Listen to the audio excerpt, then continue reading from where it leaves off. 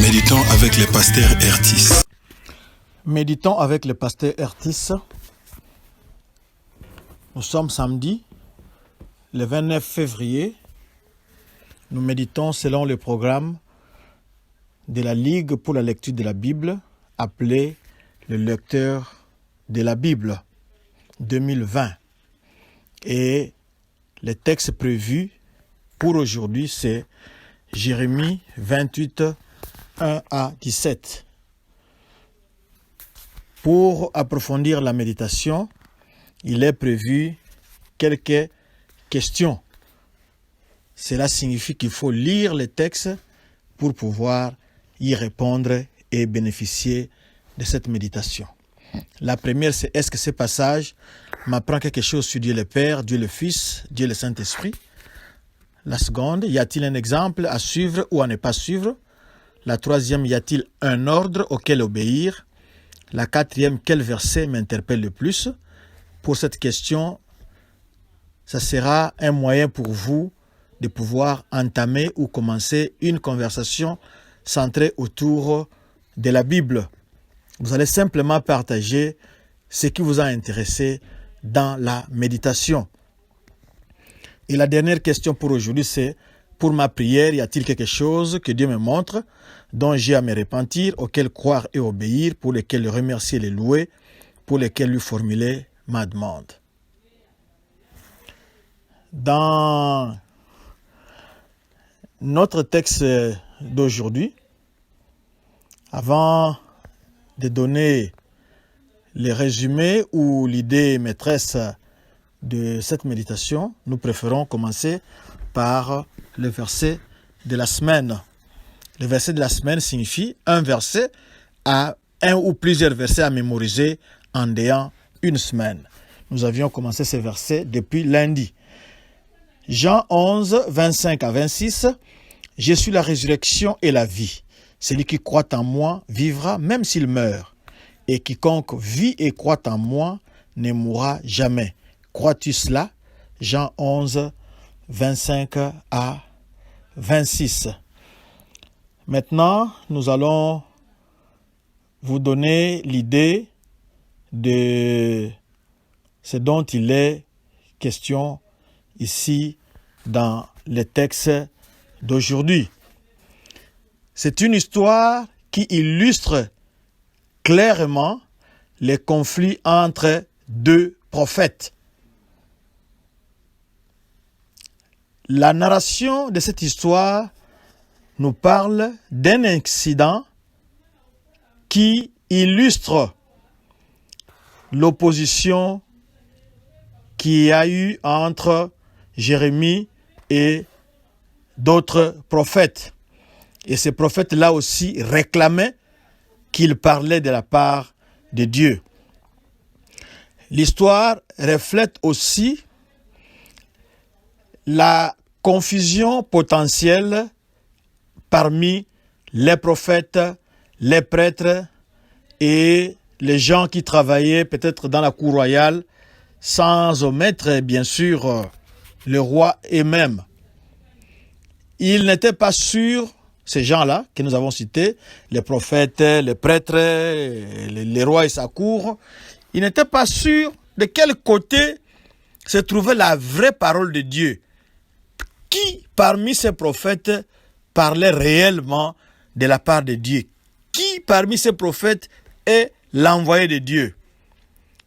Et malheureusement pour tout le monde, la vérité va éclater simplement longtemps après la prophétie. Vous faites une prophétie, vous livrez une prophétie. Au moment où vous la livrez, le peuple n'a pas l'occasion de vérifier la véracité de ce que vous dites. Mais le peuple pourra juger seulement longtemps après, quand ce que vous aviez promis ne va pas arriver. Nous voulons prier. Seigneur, merci. Nous sommes dans ton école.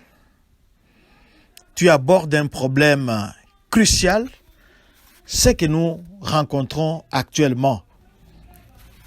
ça apporte la confusion au milieu de ton peuple. Nous avons simplement besoin de discernement des esprits pour savoir que tel esprit, c'est toi. Tel autre, ce n'est pas toi. C'est les voisins, c'est l'ennemi. Parce que s'il faut attendre jusqu'à ce que cela s'accomplisse, beaucoup d'eau aura coulé sous le pont. Merci de nous conduire dans cette méditation au moyen de ton Saint-Esprit et nous t'avons prié par Jésus-Christ. Amen. Et comme nous l'avons dit tout à l'heure, shalom bien-aimés, et que Dieu vous bénisse, bon week-end. C'est un problème très capital aujourd'hui. Il y a les faux prophètes, il y a les vrais prophètes. Mais comment distinguer parmi les deux? Et si vous êtes une autorité, vous allez avoir des maux de tête parce que tel prophète dit faites A. Les seconds prophètes ou le second groupe de prophètes arrivent, faites non A. Donc, des messages radicalement opposés. Qu'est-ce qu'il faut faire? C'est ça notre problème ici. Alors, nous allons commencer au verset 1er. Là, on nous parle d'un prophète qui vient de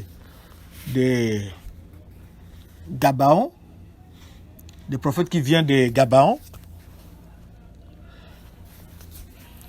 Comme Jérémie, Anania, lui, il venait du territoire de Benjamin.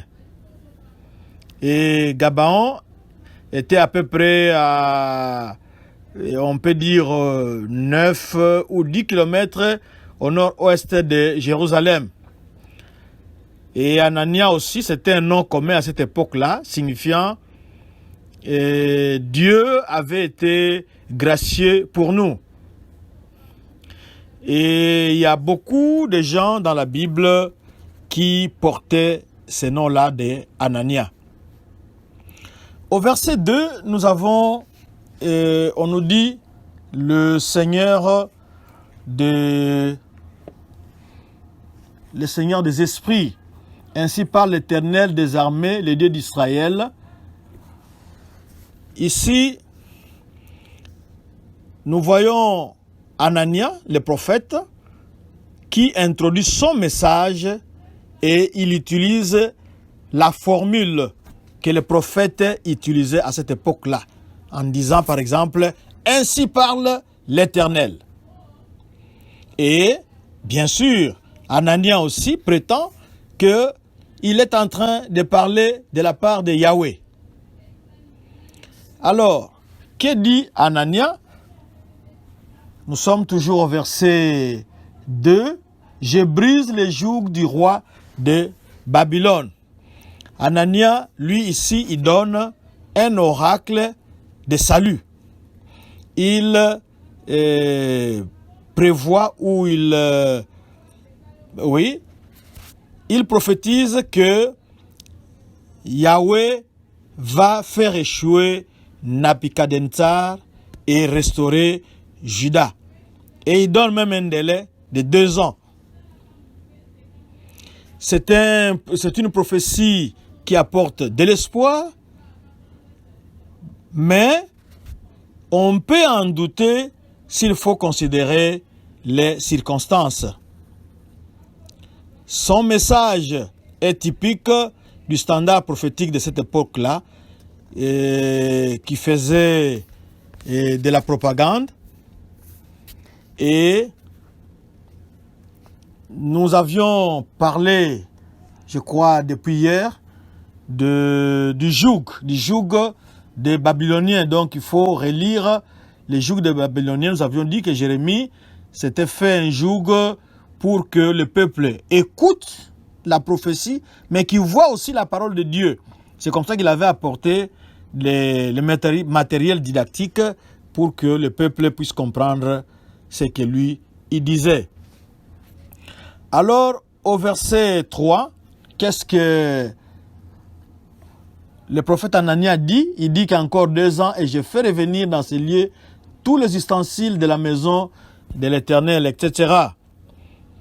Et Si nous regardons bien ce message d'Anania, c'était un message contradictoire. Il contredisait point sur point ce que Jérémie avait dit en Jérémie chapitre 27 verset 16. Anania contredit la prophétie de Jérémie en disant que le reste de l'équipement qui était à Babylone reviendra très bientôt ici dans le temple. Or, Jérémie en avait parlé au chapitre 27, verset 19 jusqu'à 22. Au verset 4, on parle de Jéconia. Anania aussi a prévu le retour du roi Jéconia, Joachim, qui reviendra plutôt de l'exil. Il contredit, comme nous l'avons dit, l'oracle que nous retrouvons dans Jérémie 22, 24 à 27, dans lequel Jérémie insistait que l'on ne pouvait plus espérer le retour de Jéconia ou Joachim. Au verset 6, le verset 6 nous dit, Jérémie le prophète dit à Amen, que l'Éternel fasse ainsi, que l'Éternel accomplisse les paroles que tu as prophétisées et qu'il fasse revenir de Babylone en ces lieux les ustensiles de la maison de l'Éternel et tous les captifs. C'est-à-dire que Jérémie en tant que personne, quand quelqu'un apporte un message de la paix, en tant que personne, il devait être d'accord. Il devait accepter un message d'espoir comme ça, un message de la paix. Qui doit refuser la paix? Personne. C'est comme ça que Jérémie a dit Amen. Il voudrait assez que ce que Anania a prophétisé puisse devenir vrai. Mais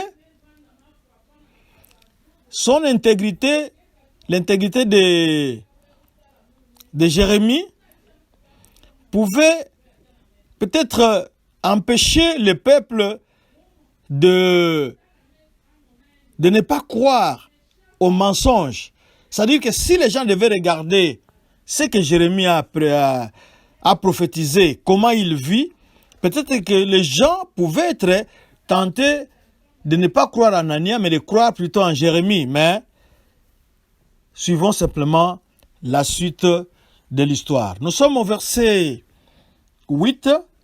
Là-bas, au verset 8, les prophètes qui ont paru avant moi et avant toi, dès les temps anciens, ont prophétisé contre des pays puissants et de grands royaumes, la guerre, le malheur et la peste. Ici, nous avons Anania, la prophétie d'Anania, qui commence à dévier du standard des messages bibliques des prophètes.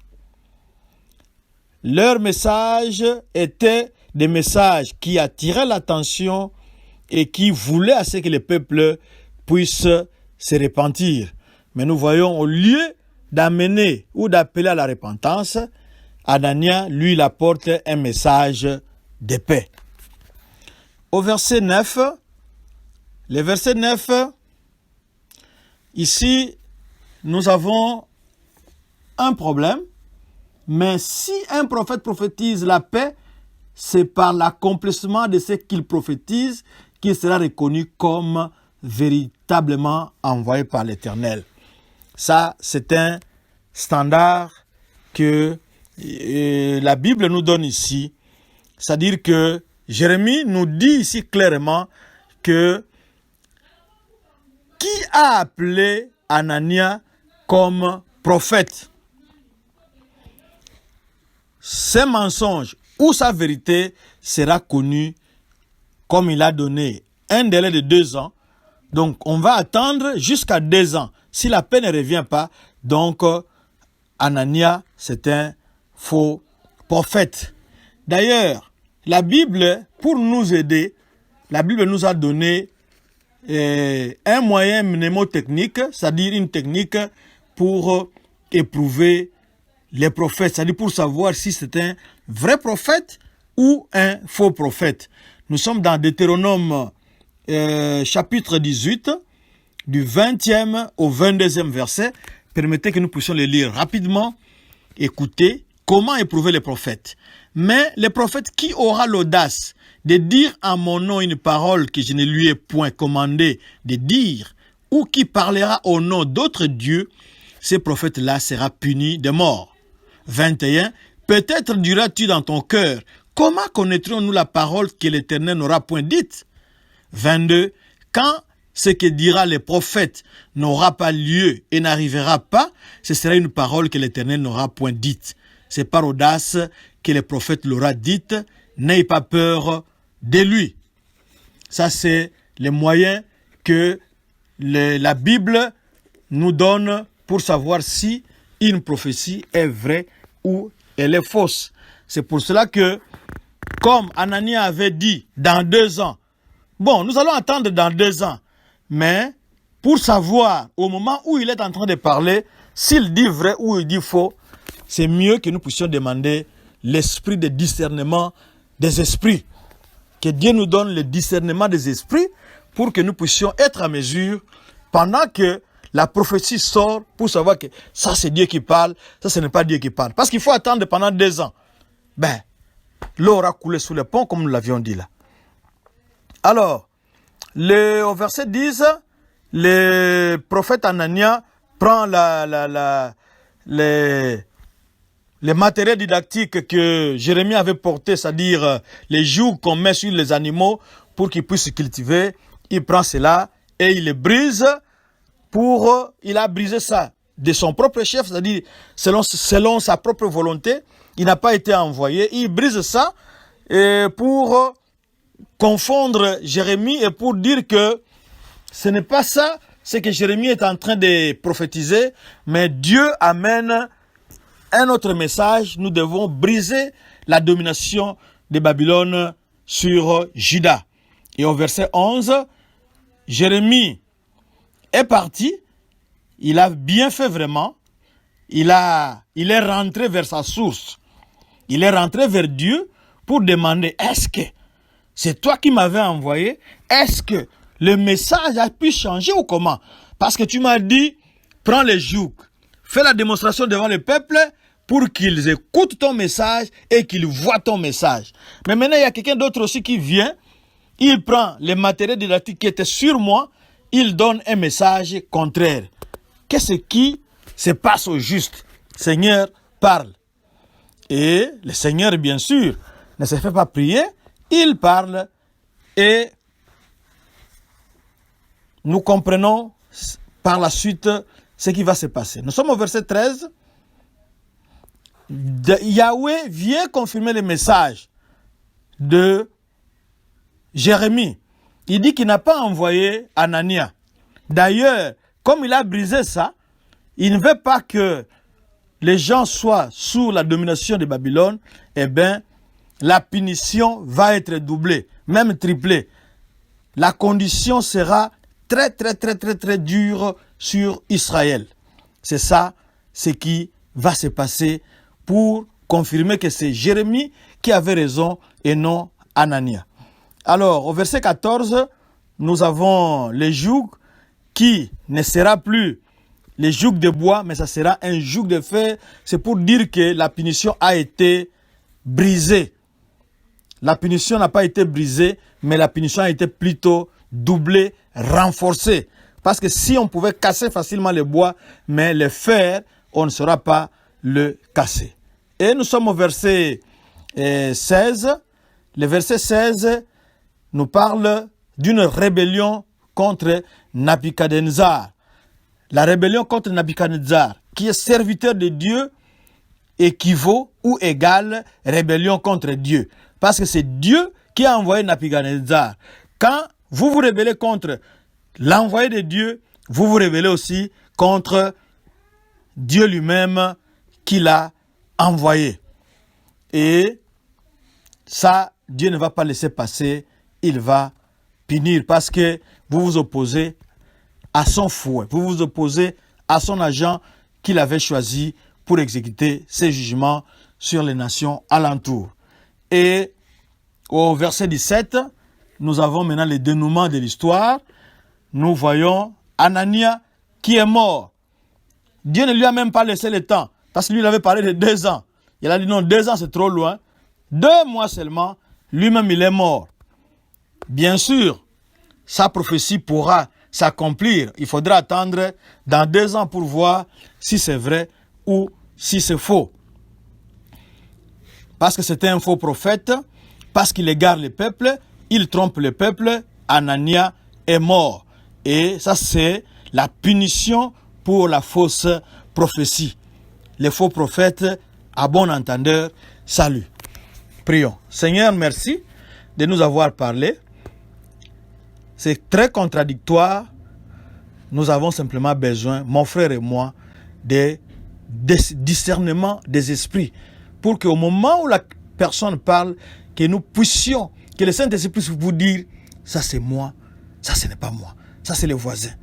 Comme ça, nous pouvons savoir que celui-là il est en train de tromper. Parce que nous avons vu ici, le faux prophète a pris beaucoup de mensonges, il a emballé dans un peu de vérité pour tromper les gens.